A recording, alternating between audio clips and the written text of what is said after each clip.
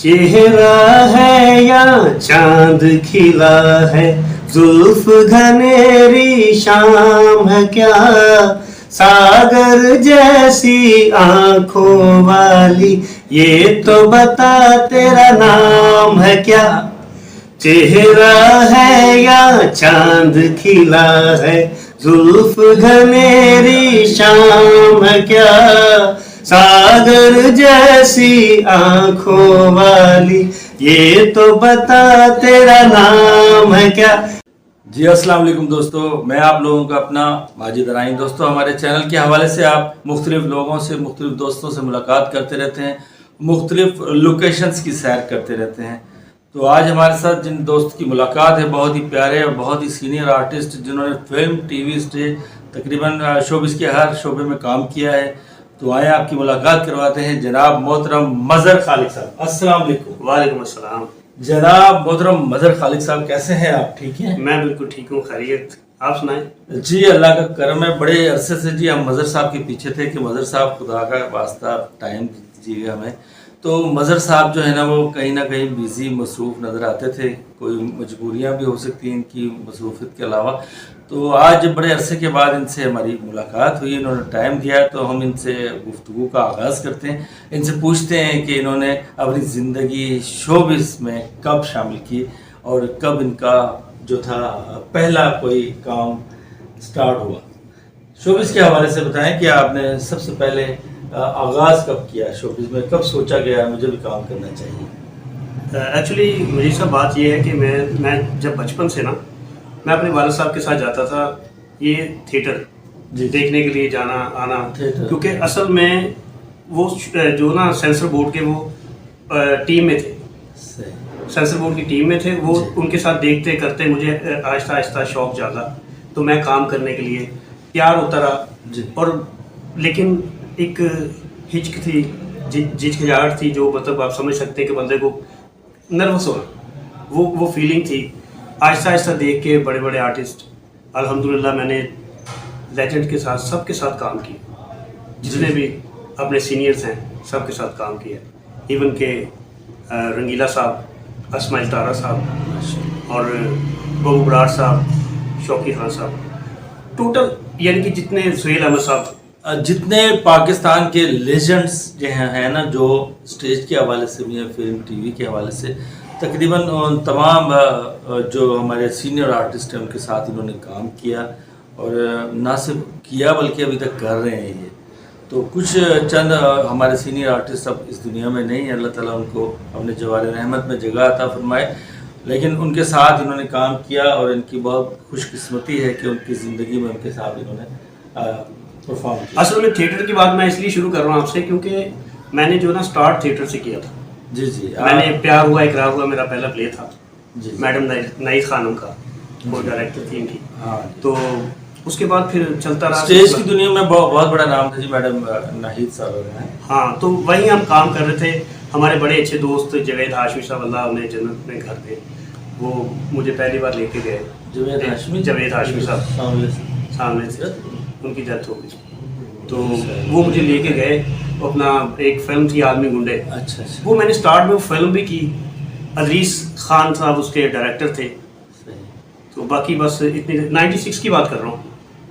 96 आज से कितने साल? तो उसके बाद फिर आपने खुद भी हमारे साथ काम किया। जी। जागृतियाँ की हमने मिलकर, मुझे भी शर्फ हासिल किया। मैंने मजहर खालिक साहब के साथ काम किया और मेरी ज़िंदगी में एक जो है ना बहुत अहम लम्हा जो है, रिकॉर्ड समझ लें, है कि वो स्टेज पे मैंने काम किया अनवर अली साहब के साथ और बहुत सारे सीनियर आर्टिस्ट थे उस प्ले में। और वो रूपमती बाज बहादुर था। रूपमती बाज बहादुर, तो मुझे तो खैर वो स्टेज वाले जानते नहीं थे, डायरेक्टर साहब। तो ये मुझे लेके गए वहाँ। हम वैसे देखने के लिए जाते थे। एक आर्टिस्ट था जो वो नहीं आया था या कोई मसला हुआ, तो उन्होंने, डायरेक्टर साहब ने कहा आप करेंगे? तो मैंने कहा सर करेंगे। तो उन्होंने मुझे कहा ठीक है आप ये जुमले बोलें। और ये तो देखिए मेरी बात सुनो, मुनीर राज साहब, एक्चुअली बात ये है कि आपके अंदर जो ना अंदर आपके आग थी, एक आपके अंदर एक आग है जिस वजह से आप कर रहे हैं। मैंने क्या करना था, मैं तो बस आपको खड़ा किया वहाँ पे, काम तो आपने करना था। बिल्कुल। तो आपने किया। और बहुत ज़बरदस्त किया। और उस प्ले में हम दोनों ही थे, मतलब मज़हर साहब भी थे, मैं भी था, मज़हर साहब का और कैरेक्टर था, मेरा कुछ और था। लेकिन मैंने ख़ास तौर पे जो स्टेज के लेजेंड थे उनके साथ मैंने पहली दफ़ा काम किया स्टेज पे, फर्स्ट टाइम लाइव मैंने परफॉर्म किया। इससे पहले मेरा इस चीज़ का एक्सपीरियंस नहीं था। तो मज़हर साहब ने तो माशाल्लाह हर फील्ड में, इन्होंने माशाल्लाह फिल्में भी की हैं काफ़ी सारी। मज़हर साहब आपने सराइकी फिल्में भी की हैं? सराइकी फिल्म एक थी वो जिंदरी। जिंदरी फिल्म थी, वो थोड़ा सा उसमें मेरा थोड़ा सा कैरेक्टर था, लेकिन टाइम ना होने की वजह से मैं उसको टाइम नहीं दे सका। सही। तो बस एक दो सीन किए थे। मैं इंटरेस्टेड नहीं था फिल्म के हवाले से, जो फिल्म का हाल हो चुका है ना, मैं फिल्म करनी नहीं चाह रहा था। क्योंकि मैं एक्चुअली, आप जानते हैं कि मैं ज़्यादा समझता हूँ कि टीवी जो है ना वो एक फैमिली देखती है, सारी दुनिया देखती है, उसमें अच्छे प्लेज होते हैं। और थिएटर भी जो हम अभी तक कर रहे हैं जिसमें अवेयरनेस होती है जी, मतलब किसी अच्छी फैमिलीज आती हैं उसमें, मतलब सारे लोग माएँ बहनें हमारी आती हैं, हमें खुशी होती है उनको देख के। बिल्कुल ऐसा ही है। तो जो आज का जो थिएटर है, मतलब लोग वो भी आर्टिस्ट मैं कह रहा हूँ कि जो आज का थिएटर है आप लोगों के सामने, कम से कम जो फैमिली वाले लोग हैं वो तो साथ नहीं बैठ के देख सकते। जो जुमलेबाजी वहाँ पर हो रही है, जो गुफ्तगू हो रही है, तो देखने वाले तो जानते हैं। आजकल तो स्टेज अगर आप नहीं भी देखने जाते तो आपको बहुत सारे क्लिप उनके स्नैपचैट में मिल जाते हैं, टिकटॉक में मिल जाते हैं, बेशुमार आपको ग्रुप्स में वो मिल जाते हैं। तो हम क्या कर सकते हैं, दुआएं कर सकते हैं इनके लिए, और तो कुछ नहीं कर सकते। क्योंकि अब वहाँ की जो ऑडियंस है वो भी वैसी बन गई है, उनको भी वो मज़ा ही वो आता है। वो चाह रहे हैं ना कि हमें वो इस तरह का माहौल मिले। और रात को 11 बजे जाना ड्रामा और 1-1:30 बजे ख़त्म होना, यार टू मच, बहुत ज़्यादा, ये तो बड़ा मसला है। मतलब वो किसी भी तरह से जो आम जिंदगी गुजार रहे वाला जो आदमी है ना, वो अफोर्ड ही नहीं कर सकता, ना उसका टाइम अफोर्ड कर सकता है और ना ही उसका जो है मेरा ख्याल उसकी वो जो चीज़ें हैं जो बंदा अफोर्ड ही नहीं कर सकता, किसी भी लिहाज से नहीं अफोर्ड कर सकता, मतलब माली लिहाज से भी नहीं कर सकता। बिल्कुल, जो हालात समझ सकते हैं हो गए हैं, जितनी महंगाई हो चुकी है और उसकी जो टिकट है स्टेज की वो भी काफ़ी महंगी होती है। तो जो गरीब आदमी, 1000 रुपया तो होगी ना, पीछे जाएगा 2-3-4 हज़ार ऐसे, वो काफ़ी रेट्स हैं। टिकट के अलावा जो है फिर वो इतना लंबा टाइम नहीं दे सकता, क्योंकि इतने बजे अगर वो रात को फारिग होता है तो अपने घर कब पहुंचेगा। तो ये सारी वजूहात हैं। तो आपने एक फिल्म जो थी एज ए डायरेक्टर भी शुरू की थी? हाँ, उसमें हमारे उन्होंने एक फिल्म एज ए डायरेक्टर भी शुरू की थी, तो उसके बारे में बताते हैं। वो आशिक चक्करबाज फिल्म का नाम है। अच्छा जी। मैंने बड़ी अच्छी कास्ट उसमें ली है सारी। सलीम अलवेला साहब हैं जी, हामिद रंगीला साहब, जानू बाबा, वो आलिया बुखारी साहिबा, उसने हमारी माँ का कैरेक्टर किया। सलीम अलवेला मेरा भाई है और हामिद रंगीला साहब हमारे बाप का कैरेक्टर कर रहे हैं। और इसके बहुत अच्छे जो हैं राइटर हैं, डॉक्टर आबद अंसारी साहब हैं। अच्छा। तो मैंने खुद मतलब उनकी सरपरस्ती में कह सकता हूँ कि मैंने ये डायरेक्शन दी है। वो बड़ी सीनियर है भाई। क्या आपकी उसके बारे में क्या राय, क्या कहाँ तक तकमील उसकी हो गई है, ऑनर हुई है कि नहीं हुई अभी, या एडिटिंग है? एक्चुअली सारा कुछ हो गया है, कुछ पाइपलाइन प्रोसेस चल रहा है। अच्छा। मतलब सेंसर के हवाले से, तो इंशाल्लाह वो भी जल्दी हो जाएगी। सही। अच्छा, अभी पिछले दिनों में ना एक हम टीवी का ड्रामा था जो कि बहुत ज़्यादा लोगों ने देखा, बहुत पसंद किया उसे, और उसमें हमारे दोस्त जो हैं अपना मज़हर खालिद साहब का बहुत अच्छा कैरेक्टर था। तो उसके बारे में मज़हर खालिद साहब खुद ही बताएंगे कि मतलब आप स्टार्ट से बताएं कि कैसे आप उस प्ले में गए, उसके बाद फिर जो आपका कैरेक्टर था। आपने भी बहुत अच्छा किया, आपके साथ जो खातून थी जो आपकी मिसेस का कैरेक्टर करी उन्होंने बहुत अच्छा किया, फिर जो आपके ब्रदर इन लॉ बने थे वो, और फिर एक हमारी लेजेंड पाकिस्तान की जो हैं खातून, नाम क्या है, नगमा बेगम। माशाल्लाह मैं 500 फिल्मों की वो शायद कर चुकी हैं। तो नगमा बेगम साहिबा, ये 4 कैरेक्टर्स के साथ उन्होंने मिलकर वो काम किया जो मैंने आपको बताया, और वो चारों के चारों बहुत लेजेंड, और ये खुद भी माशाल्लाह बहुत सीनियर है, बहुत काम कर चुके हैं और अभी तक कर रहे हैं। जैसा कि आपको बताया कि मैं टीवी के हवाले से सबसे पहला जो मेरा टॉप ऑफ द लिस्ट है वो तो की नासिर साहब है जी, मेरे उस्ताद मोहतरम है, बहुत बड़ा नाम है पाकिस्तान का। मैं हमेशा उनका शुक्रगुजार हूँ कि उन्होंने मेरी हर जगह हेल्प की है। मुझे बहुत कुछ सीखने को मिला है। तो आपको पता है कि वो तो एक यूनिवर्सिटी है जी जी, बहुत बड़ा नाम पाकिस्तान का जी। तो ये जो काम मिलना मिलाना ये सिलसिला है ना, ये तो खुदा ताला की करम नवाजी होती है, कब किसको कैसे मिलना है और किसने हिट होना है, क्या करना है। हम देखें अभी 26-27 साल से लगे हुए हैं। जी हाँ बिल्कुल। तो मैक्सिमम मेरा ख्याल है कि जो कुछ भी चल रहा है आपके सामने है। हाँ, तो इज्जत देनी करनी, इज्जत जिल्लत अल्लाह के हाथ में है। कुछ उस प्ले के हवाले से मैं वही बात कर रहा हूँ सर कि इज्जत जिल्लत अल्लाह के हाथ में है। इतनी देर से लगे हुए हैं, जैसे कि वो जिन रास्ते में खबर हुई पीटीवी का बड़ा वो भी हिट प्ले था। हाँ जी, जिसमें मोहम्मद कबीर खान साहब थे, सुहेल असगर साहब थे, तुकी नासर साहब थे और जवेद शेख, सना, बहुत सारी कास्ट थी। हाँ तो, वो शफीक साहब वो डायरेक्टर थे उसके। हाँ, उसका तो उनका प्ले था, उस पर बड़ी अल्लाह ने उसमें भी इज्जत दी। अब ये जो अहद वफा चला है ना जी जी, मैं बहुत ज़्यादा शुक्रिया अदा करना चाहूँगा सैफुल हसन साहब का, जो इसके डायरेक्टर हैं। अच्छा, तो उन्होंने मुझे इस काबिल समझा तो मुझे ये काम के लिए कॉल की। मुझे उन्होंने मेरी ज़रूरत महसूस की तो मुझे अच्छा लगा, तो अल्लाह पाक ने इज़्ज़त दे दी। जी जी माशाल्लाह जी। सैफुल रहमान साहब बताया नाम आपने? सैफुल हसन साहब। सैफुल हसन साहब जी, बहुत शुक्रिया आपका। और हमने वो प्ले आपका देखा, हमारे बहुत सारे दोस्तों ने, अजीज़ों ने देखा, बहुत अच्छा प्ले था आपका। आप सलामत रहें जी, अल्लाह ताला आपको और बहुत सारे ऐसे मौके अता फरमाए जो आप इस तरह की प्रोडक्शन और करें। माशाल्लाह उनके बहुत सारे चलते हैं। संगे माँ चला पीछे, उससे पहले संगे मरमर चला जिसमें नुमान जाज साहब थे, अभी इसमें भी नुमान जाज साहब थे। ठीक है। तो माशाल्लाह उनके सारे जो हैं वो हिट प्ले जाते हैं। अल्लाह पाक ने उन्हें बड़ी इज्जत दी है। वो तो ये करम नवाजी है उस मालिक की जी जी, जिसको नवाजते हैं। उस प्ले में इनका बड़ा अच्छा करैक्टर था जी। तो मतलब वो ये नहीं कि जो साइड में नहीं था, वो बिल्कुल स्टोरी के बीच में था, वो साथ साथ चल रहा था स्टोरी के। नहीं वैसे तो नूर बीबी था मेरा, वो उसमें मेरा बड़ा थ्रू आउट करैक्टर था। उसमें किस चैनल से था? वो जियो प्ले था, जियो ड्रामा। अच्छा। फिर ARY का चला था दुश्मन जान। अच्छा, जियो में धानी चला था। बहुत सारे मतलब हिट प्लेस चले हैं मेरे। मैं वही बात कर रहा हूँ कि इज्जत जिल्लत अल्लाह के हाथ में है। अच्छा, तो एक दफ़ा का वाक़या सुनाते हैं जो कि हम प्ले कर रहे थे वहाँ पर। इनके हवाले से मैंने जैसा कि आपको बताया, रूपमती बाग बहादुर, तो वो वीक का मैंने जो सरकारी ड्रामा होता है वो एक हफ्ते का होता है, उसमें जुगतें वगैरह नहीं होती। और वो अलहमरा की जो आर्ट, जैसा कि मैंने बताया था, अवेयरनेस पे होता है, फैमिलीज आती हैं, उनका अपना प्ले होता है और वो जो है स्क्रिप्ट से हट के आपने उसमें जाते हैं। ठीक है, तो उस प्ले में हमारे साथ बड़ा वाक़या हुआ, मेरे साथ खासतौर पर इन पे नहीं।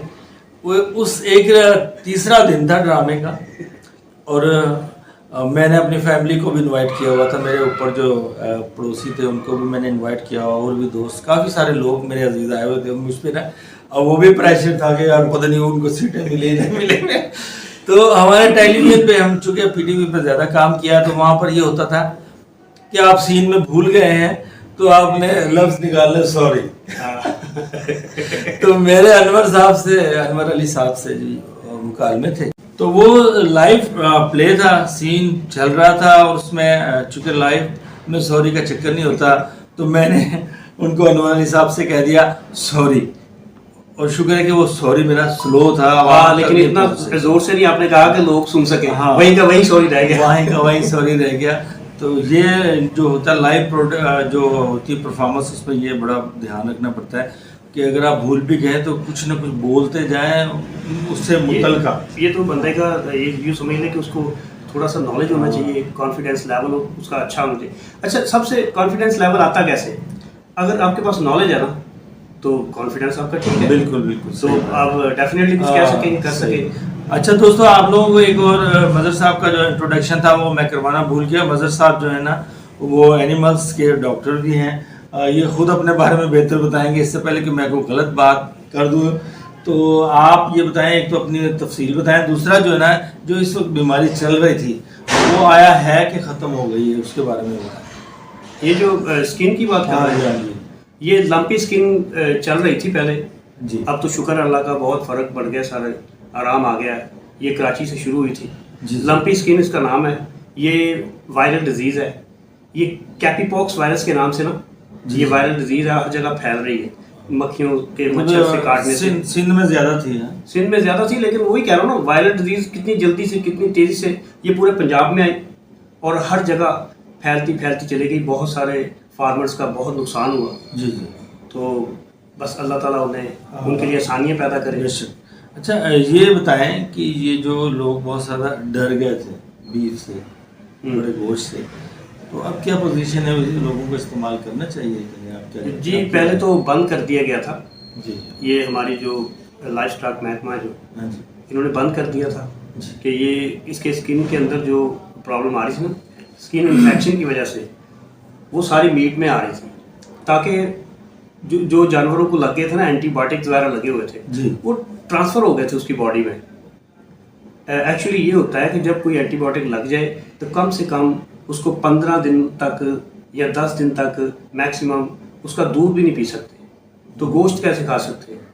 तो जो बीमार जानवर है उसको आप मतलब 2-4 दिन उसका ट्रीटमेंट किया, उसके बाद देखा ये जिंदा रहने के काबिल नहीं, उसको ज़िबा कर दिया।